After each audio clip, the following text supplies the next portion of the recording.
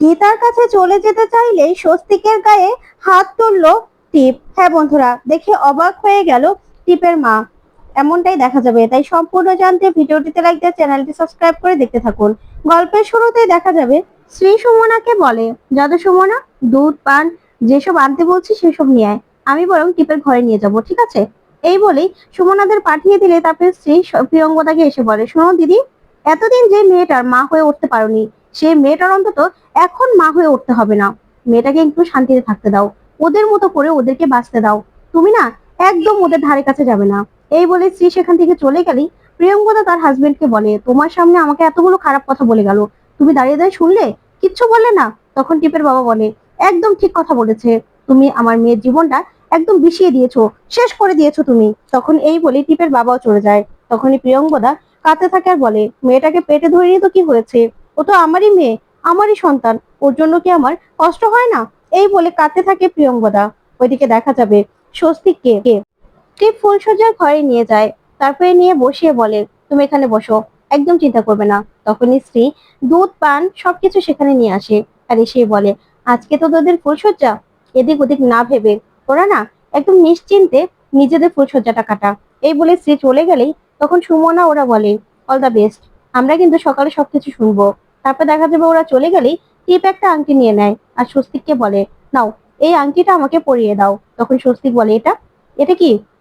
তখন টিপ বলে, এটা একটা ডায়মন্ডের রিং, যেন সকালবেলা সবাই সবাই আমাকে জিজ্ঞাসা করবে যে আমার সঞ্জয় আমাকে কি গিফট করেছে, তখন আমি বলবো যে আমার সঞ্জয় ভালোবেসে আমাকে এটা গিফট করেছে, তুমি আমাকে এটা পরিয়ে দাও না। তখন দেখা যাবে স্বস্তিক স্বস্তিক টিপকে সে আংটিটা পরিয়ে দেয়। তখনই স্বস্তিক বলে, কিন্তু এই আংটিটা তো আমি কিনিনি। তাহলে? তখন টিপ বলে, একদম চুপ, এসব কথা একদম বলবে না, তুমি কিনোনি সেই কথা বলবে না। আমি সবাইকে বলবো যে তুমি ভালোবেসে আমাকে এই ডায়মন্ডের আংটিটা দিয়েছো, এটাই শেষ। তুমি না এই নিয়ে আর কোনো কথা বলবে না, ঠিক আছে? তখন স্বস্তিক টিপের দিকে তাকায়। তখন টিপ বলে, আজকে আমাদের আমাদের ফুলসজ্জা, অনেক লম্বা একটা রাত আমরা একসঙ্গে কাটাবো। এই বলে স্বস্তিককে জড়িয়ে ধরলেই তখন স্বস্তিকের গীতার কথা মনে পড়ে যায়।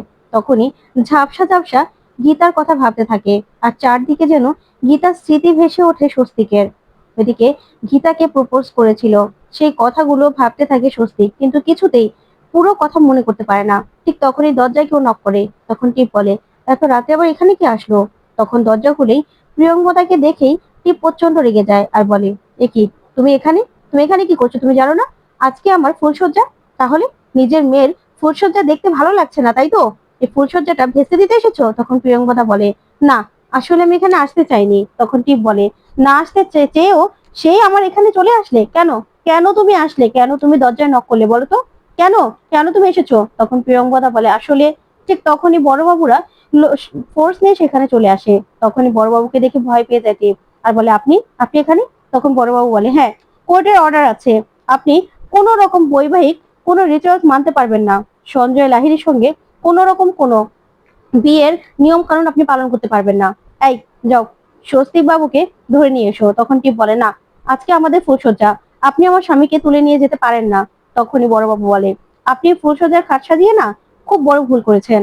আপনি একটা অন্য মানুষকে এভাবে নিজের বাড়িতে রাখতে পারেন না। আর তাছাড়া আপনাকে কোর্ট থেকে অর্ডার দেওয়া হয়েছিল, যে পর্যন্ত প্রমাণ না হয় যে উনি স্বস্তিক মুখার্জি কিংবা সঞ্জয় লাহিড়ী, সেই পর্যন্ত আপনি কোন রকম কোনো নিয়ম পালন করতে পারবেন না। তখন টিপ বলে, আমি আমার স্বামীকে কোথাও নিয়ে যেতে দেবো না। তখন বড়বাবু বলে, চিন্তা করবেন না, আমি থানায় নিয়ে যাচ্ছি না, কফি শপে নিয়ে যাব। তখনই টিপ জোর করে স্বস্তিকে আটকে রাখার চেষ্টা করে আর বলে, ড্যাডি ড্যাডি। তখনই টিপের বাবা আসে আর এসে বলে, কি হচ্ছে অফিসার? তখন বড়বাবু বলে, দেখুন, কোর্টের অর্ডার আছে, একদম বাড়াবাড়ি করবেন না, তাহলে কিন্তু আপনাদেরকেও তুলে নিয়ে যেতে বাধ্য হব। তখন এই কথা শুনে টিপের বাবা আর কিছুই বলে না। তখনই স্বস্তিক বলে, দেখুন, আমি কোনো অপরাধী নই, আমি কোনো অপরাধ করিনি, প্লিজ আমাকে এভাবে তুলে নিয়ে যাবেন না, আমাকে এভাবে কেন আপনারা ধরে নিয়ে যাচ্ছেন? তখন বড়বাবু বলে, দেখুন, প্লিজ কোঅপারেট করুন আমাদের সঙ্গে, চলুন আমাদের সঙ্গে। তখন স্বস্তিক বলে, না, আমি যাব না, আমি কেন আপনাদের সঙ্গে যাব? কিন্তু বড়বাবু কোনো কথা না শুনে সেখান থেকে টিপকে ধাক্কা দিয়ে সরিয়ে দিয়ে স্বস্তিককে নিয়ে বেরিয়ে যায়। ওইদিকে টিপ কাঁদতে থাকে। তখনই প্রিয়ঙ্বদা এসে টিপকে ধরতে গেলে টিপ বলে, একদম আমাকে ধরবে না, সবকিছু তোমার জন্য হচ্ছে, সবকিছু। তুমি আসলে আমার সৎমা, তুমি আমার ভালো দেখতে পারো না, দেখতে পারো না আমার স্বামীকে ওরা তুলে নিয়ে গেল। এই বলে কাঁদতে থাকলে প্রিয়ঙ্বদা টিপকে আগলে রাখে আর নিজের সঙ্গে জড়িয়ে রাখে। তখনই সবাই তাকিয়ে থাকে টিপ আর প্রিয়ঙ্বদাকে দেখে। ওইদিকে দেখা যাবে কফি শপে নিয়ে যায় স্বস্তিককে বড়বাবু। তখনই একটা ওয়েটার বলে, স্যার কফি শপ তো বন্ধ হয়ে গেছে। তখন বড়বাবু নিজের কার্ড দেখালেই গিয়ে বসতে বলে ওয়েটার। তখনই দেখা যাবে স্বস্তিক বলে, আপনি কিসের জন্য আমাকে এখানে নিয়ে আসলেন? আজকে আমার ফুলসজ্জা ছিল, আর আপনি আমার ফুলসজ্জার খাটে থেকে আপনি কেন এখানে নিয়ে আসলেন? কেন? আমি কি কোনো ক্রিমিনাল নাকি যে আমাকে বারবার করে এমন করে হেনস্থা করছেন? কেন করছেন? তখন বড়বাবু বলে, আপনার নাম? তখনই স্বস্তিক বলে, কতবার আমার নাম জিজ্ঞাসা করবেন বলুন তো? কতবার? জনে জনে সবাই আমাকে নাম জিজ্ঞাসা করে, আমি কতবার বলবো আমার নাম সঞ্জয় লাহিড়ী? সঞ্জয় লাহিড়ী আমার নাম। তখনই বড়বাবু বলে, আপনার বাবার নাম? মার নাম কি? আর আপনার এডুকেশন? আপনি কোথায় পড়াশোনা করেছেন? টিপের সঙ্গে আপনার কোথায় দেখা হয়েছে? আপনার প্যান কার্ড, আধার কার্ড এসব কি? বলুন, বলুন। আর টিপের সঙ্গে আপনার ভালোবাসা কতদিনের? তখনই স্বস্তিক কিছুতেই মনে করতে পারে না ওর বাবা মায়ের নাম কি। তখন বড়বাবু বলে, বলুন, বলুন আপনার বাবা মায়ের নাম কি? তখন স্বস্তিক বলে, আপনাকে আমি সেই কৈফিয়ত দিতে বাধ্য নই। তখন বড়বাবু বলে, অবশ্যই আপনি বাধ্য, আমার কাছে না হলেও ওনার কাছে তো আপনি কৈফিয়ত দিতে বাধ্য। তখনই গীতাকে পাশের টেবিলে দেখে স্বস্তিক তাকিয়ে থাকে। তারপরে গীতার কাছে যায় আর গিয়ে বলে, ও আচ্ছা, এই সব কিছু পিছনে তাহলে আপনি আছেন, তাই তো? আমাকে এইভাবে আমার ফুলসজ্জার ঘর থেকে তুলে নিয়ে আসলেন। তখন গীতা বলে, না স্বস্তিক বাবু, এই সব কিছুর পিছনে আমি নেই। আসলে আপনি নিজেকে নিজেকে নিজে মনে করতে পারছেন না। আপনি কোনো সঞ্জয় লাহিড়ী নন, আপনি স্বস্তিক মুখার্জি। কেন? আপনার কি আমার কথা মনে নেই? আমি গীতা, আপনার স্ত্রী।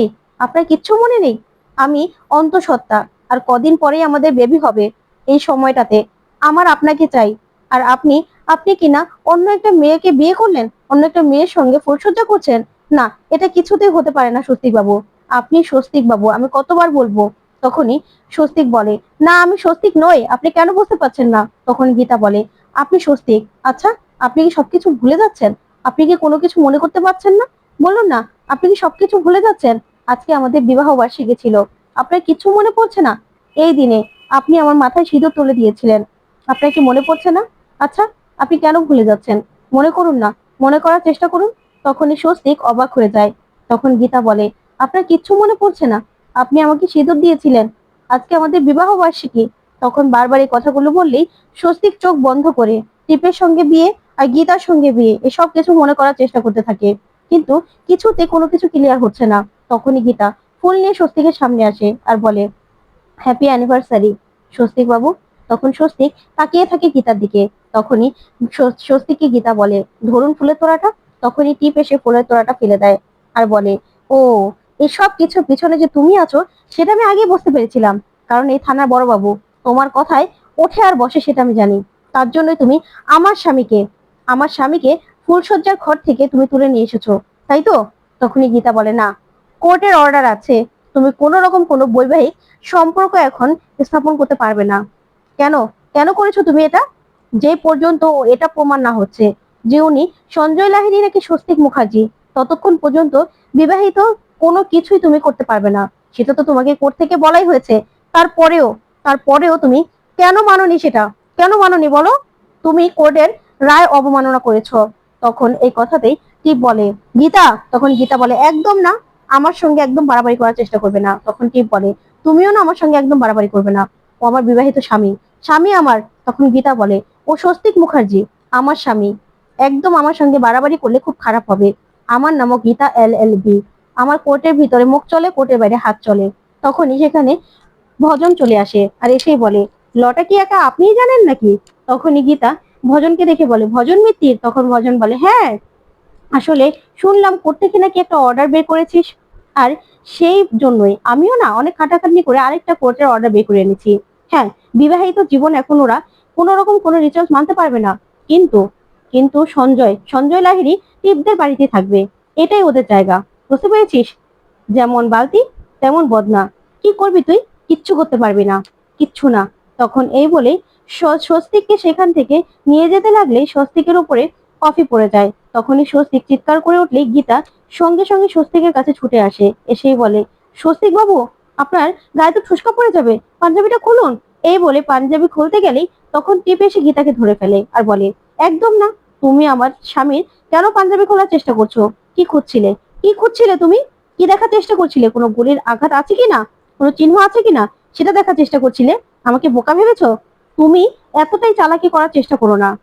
এটা না আমার স্বামী।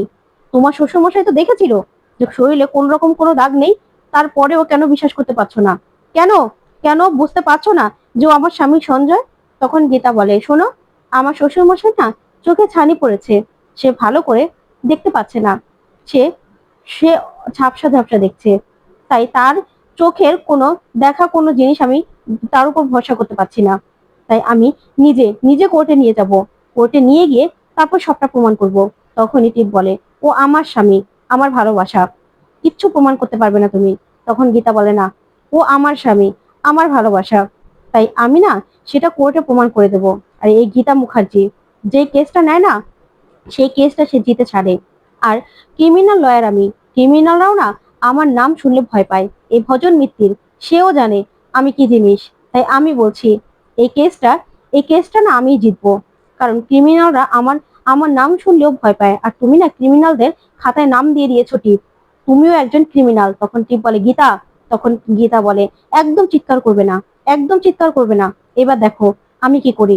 শোনো, কোর্টে টেনে নিয়ে যাবো, আর কোর্টের আগেই না মেডিকেল চেক আপ হবে, সেটার জন্য না রেডি থাকো। বুঝতে পেরেছো? এটা যে আমার স্বামী, সেকেন্ড হ্যান্ড জিনিস না ঘরে রেখো না। তখনই টিপ বলে, মানে? তখন গীতা বলে, হ্যাঁ, আমার স্বামী, আমার সঙ্গে প্রথমে বিয়ে হয়েছে, তাই আমার সঙ্গে ফার্স্ট হ্যান্ড, আর তোমার এখানে সেই জন্য সেকেন্ড হ্যান্ড। তাই ভুলেও নিজের ঘরে রেখো না, পস্তাবে তুমি, খুব বড় ভুল করবে। এই বলে গীতা চলে যায়। তখনই বড়বাবুকে বলে, বড়বাবু চলুন। তখন কফি নিয়ে আসলেই গীতা বলে, ওদেরকে দিন, ওদের মাথায় স্ট্রেস বেশি হয়ে গেছে। তখন ভজন মিত্তির বলে, এই মেয়েটাকে চিনো না, এই মেয়েটা কিন্তু খুব চালু, খুব চালু, ও যা কিছু তাই করতে পারে, ওর কাছ থেকে কেস জেতা এত সহজ নয়। তখনই টিপ বলে, অত কিছু আমি জানি না, আপনাকে টাকা দেব, আপনি আমার স্বামীকে বাঁচাবেন, আপনার স্বামী, আমার স্বামী যেন আমারই থাকে। ওইদিকে দেখা যাবে স্বস্তিক কফি খেতে চাইলেই স্বস্তিকে ঠাসিয়ে একটা চড় মারে টিপ। তখন তো প্রিয়ঙ্বদা অবাক হয়ে তাকিয়ে থাকে। তো বন্ধুরা, কেমন লাগলো আজকের আপডেট, কমেন্ট করে জানাও। ধন্যবাদ।